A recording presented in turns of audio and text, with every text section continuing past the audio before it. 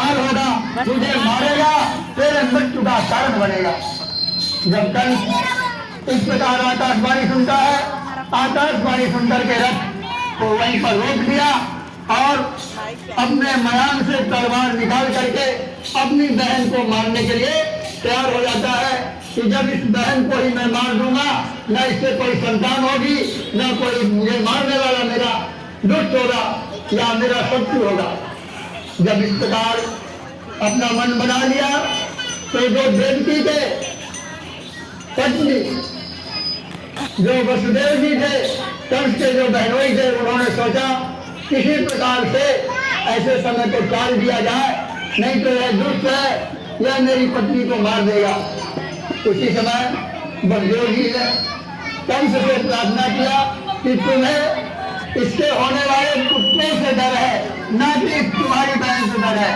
जब भी इससे कोई संतान होगी, इस संतान को मैं तुम्हें ला करके दे दिया करूंगा, संतान को दे दूंगा। इस प्रकार कंस ने इनके रहने की व्यवस्था कर दी। समय बीतता गया।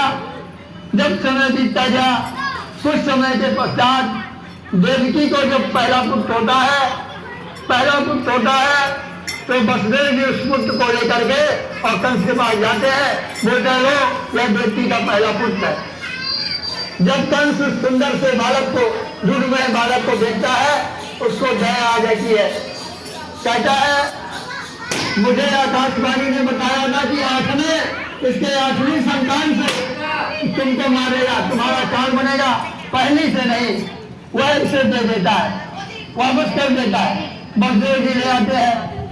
जब ले आते हैं तो इतना अत्याचार बढ़ा था, देवता की इच्छाएं मची थी कि देवता लोग सोच रहे थे जल्दी भगवान आए, जल्दी भगवान का जन्म हो जाए, हमारा कष्ट दूर हो जाए। क्योंकि संसार में जब कष्ट आता है, क्या मृत्यु है, इंसान सोचता है कितनी जल्दी हम कष्ट से छुटकारा पा जाए, कष्ट से हमें छुटकारा मिल जाए।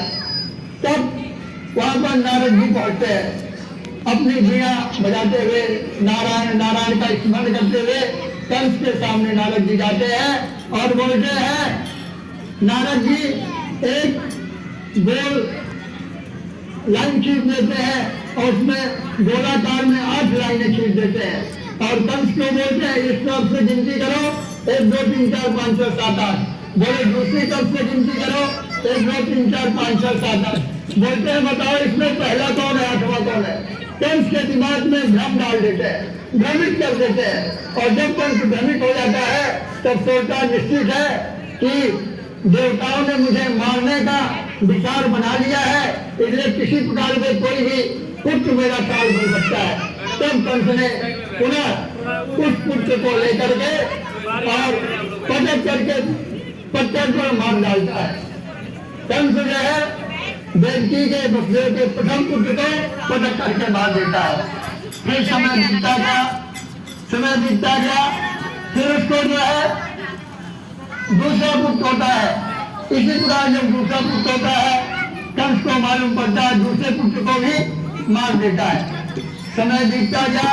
इस प्रकार पहले, दूसरे, तीसरे, चौथे, पांचवे और 6 देवकी के जो 6 संतान होती है, उन 6 संतान को एक एक करके कंस लेता गया और पत्थर पर पटक करके सबको मारता गया।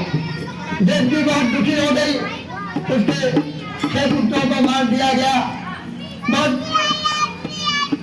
वसुदेव जी और देवकी बहुत दुखी हुए। इस प्रकार जब दुखी हुए, भगवान से प्रार्थना करने लगे, तो फिर जब 7वीं बार देवकी माँ गर्भवती हुई तो 7वें गर्भ में भगवान की माँ के गर्भ में, देवकी के गर्भ में शेषावतार आए। शेषावतार उनके गर्भ में आए। जब शेषावतार जी उनके गर्भ में आए तो कारागार में प्रकाश फैल गया। जब कंस को शंका हुआ कि कहीं मेरा काल में आ गया हो, उनके और बंदी खाने में डाल दिया, हाथ पैर में बेड़ी हथकड़ी पहना दिया और जेल के दरवाजे बंद करा दिए। बड़े कड़े कड़े पहरेदार अस्त्र शस्त्र लेकर के बैठा दिए गए। जब 7वें गर्भ में बलदेव जी आए, शेषावतार जी आए, उस समय भगवान देवकी और बसदेव जी ने प्रार्थना किया कि प्रभु मुझे इस दुष्ट से बहुत डर लग रहा है, ऐसा न हो कि गर्भ में आप पढ़ाए हो चाहे आपकी भी हत्या कर दे। प्रार्थना करते हैं तो भगवान अपनी योग माया को, भगवान की एक योग माया है, उसको आदेश देते हैं तुम ऐसा करो कि माता देवकी के गर्भ में जो गर्भ है उसको खींचो और खींच करके गोकुल में नंद बाबा की पत्नी के घर में एक रोहिणी जो बसदेव जी की पत्नी थी, पहले के राजा महाराजों को लोग कई रानियां होती थी, उनकी रानी को उनके यहाँ जो है उसके घर में इसको स्थापित कर दिया।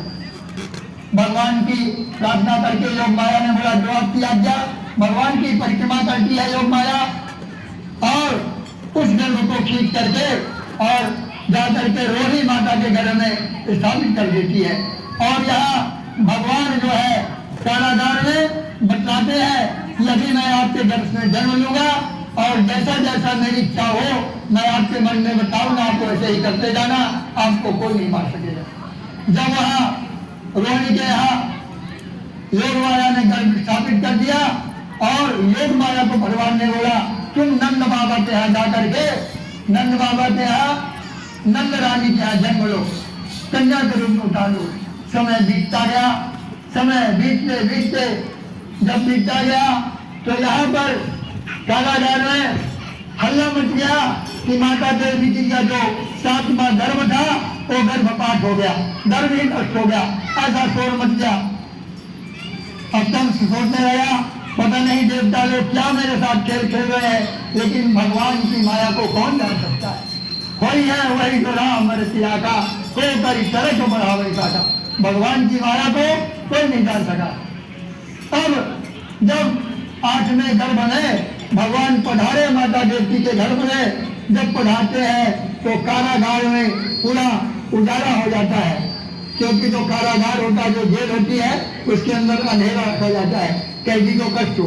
उस अंधेरे कारागार में जैसे करोड़ों सूर्य एक साथ उदय हो गए हो, प्रकाश हो गए, उजाला, ऐसा उजाला हो जाता है। जब भगवान के घर में भगवान पढ़ाते हैं माता देवी के घर में तो प्रार्थना करते हैं कि प्रभु आप हमारी रक्षा करें, अपनी भी रक्षा करें। तो भगवान चतुर्भुज रूप में वहाँ प्रकट होते हैं और कहते हैं आप लोग चिंता मत करें, मैं बालक के रूप में आपके यहाँ आ गया हूँ, अब मैं आपकी रक्षा करूँगा। जब चतुर्भुज रूप में भगवान प्रकट होते हैं और आकाश मार्ग से सारे 33 करोड़ देवता, भगवान शंकर, इंद्र, ब्रह्मादि देवता भगवान की स्तुति करने लगते हैं, ऊपर से फूलों की वर्षा करते हैं कारागार के अंदर भगवान के ऊपर और बसदेव देव की हाथ जोड़ करके भगवान की प्रार्थना करते हैं। जब भगवान से प्रार्थना करते हैं तो माता देवकी और बसदेव की पूरे जन्म में उन्होंने वरदान मांगा था कि मैं आपको पुत्र रूप में चाहता हूँ। तब कहते हैं कि आप लोग चतुर्भुज रूप में नारायण के रूप में आ गए हैं, मुझे तो पुत्र रूप में आपको चाहिए, पुत्र रूप में आपका दर्शन करना चाहता हूँ।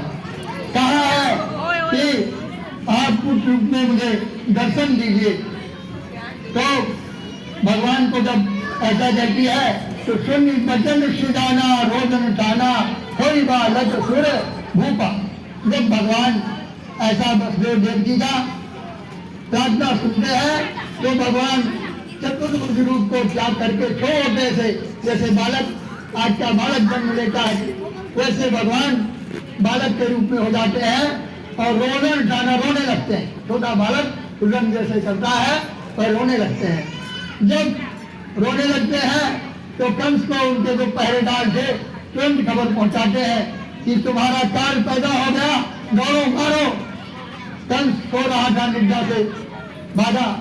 जब भगवान का अवतार हुआ उस समय भादो महीने की कृष्ण पक्ष की अष्टमी की जानकारी, रोहिणी नक्षत्र और रात्रि का बीच का पहचाने 12 बजे निशीत काल का समय था और बुधवार का दिन था। भगवान का जो अवतार हुआ था रोहिणी नक्षत्र अष्टमी तिथि रात के 12 बजे और बुधवार का दिन था। ऐसा संयोग कभी कभी आता है।